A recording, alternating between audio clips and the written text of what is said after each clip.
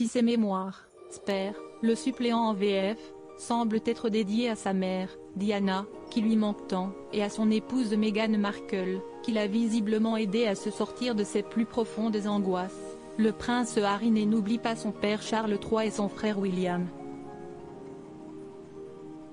S'il a l'air de régler ses comptes avec la famille royale, il est aussi porté par ses nombreux souvenirs au sein de cette famille, la sienne.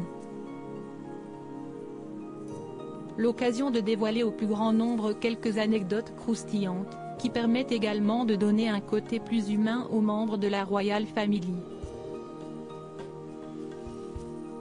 À commencer par Charles, devenu roi à la mort de sa mère Élisabeth II. Notamment lorsque le duc de Sussex révèle un exercice quotidien du monarque, en caleçon, qu'il tient loin des yeux de tous. Si est en évoquant Balmoral, Écosse, que le prince Harry a ce souvenir.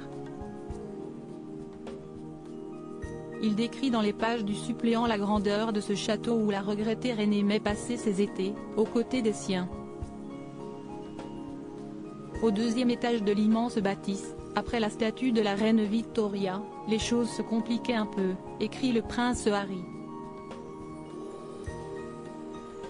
Les portes étaient toutes identiques, les pièces enchâssées les unes dans les autres. Il était facile de se perdre, peut-on lire. On risquait à tout moment d'ouvrir la mauvaise porte et de se retrouver nez à nez avec papa en train de s'habiller avec l'aide de son valet. On l'entendait implorer derrière la porte mais si est une autre situation qui aurait été d'autant plus gênante à vivre pour le prince Harry, s'il s'était trompé de porte à cette époque.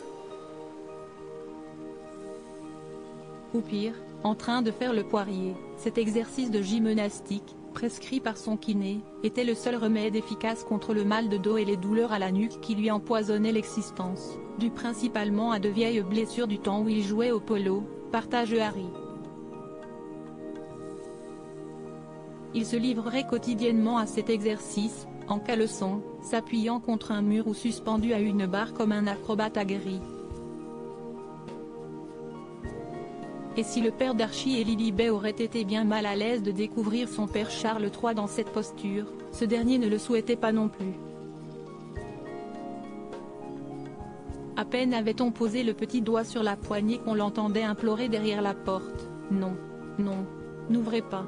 Par pitié, mon Dieu, n'ouvrez pas », fait savoir le fils cadet de Charles et Diana.